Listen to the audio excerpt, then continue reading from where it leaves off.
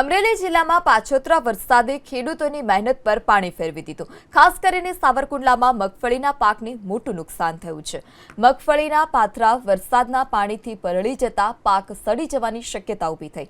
મોંઘી મજૂરી આપવા છતાં ખેડૂતોને મજૂરો નથી મળતા, જેને કારણે આર્થિક નુકસાન વેઠવાનો વારો આવ્યો છે। ખેડૂતોએ માંગણી કરી કે સરકાર મગફળીના ટેકાના ભાવે વધારો કરે। हाल 70 मण मगफળી खरीदवानी मर्यादा है, ते वधारीने वधु मगफળી टेकाना भावे खरीदवामां आवे। सावरकुंडला तालुकाना वीजपड़ी पंथकमां मोटा प्रमाणमां मगफळीनुं वावेतर थाय छे। जो के आ पंथक मगफळीनुं खूब सारुं एवुं वावेतर थाय छे।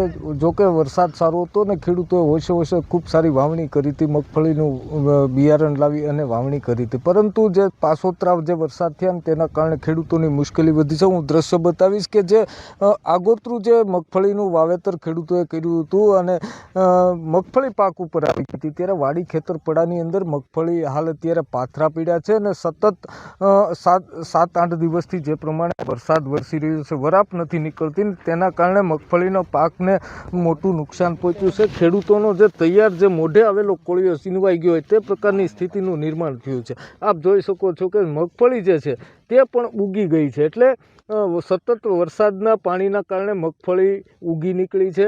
ત્યારે ક્યાંક ને ક્યાંક જે ખેડૂતોની માંગ છે કે સરકાર સર્વે કરાવે। જો કે સરકારે જે 70 મણ ખરીદી કરવાની વાત કરી છે ટેકાના ભાવે, તેમાં વધારો કરવામાં આવે અને જે ભાવ મૂકવામાં આવ્યા છે તે ભાવમાં ફેરફાર કરી અને થોડો પોષણક્ષમ ભાવો મળે ખેડૂતોને, તેવી આ પંથકના ખેડૂતો અત્યારે માંગ કરી રહ્યા છે।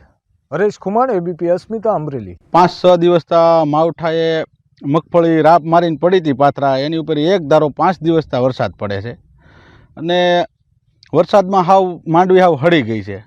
અને બીજા નંબરમાં ઉત્પાદન સારું આવે એમ હતું, પણ અટાણે છેલ્લે જતા હાવ 0-0 કરી દીધું।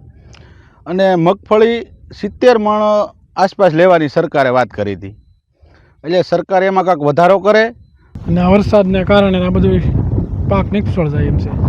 આપણી માંગ એવી છે કે સરકાર શ્રી કોઈ ધારાસભ્ય છે ધ્યાન દે, આમાં આ જડદીન સર્વે કરાવે, નાનું આવે વળતર મળે એવું કંઈ। ગઈ સાલ આવી રીતે અમે કરાવ્યું હતું, અમને કાંઈ વળતર મળ્યું નથી।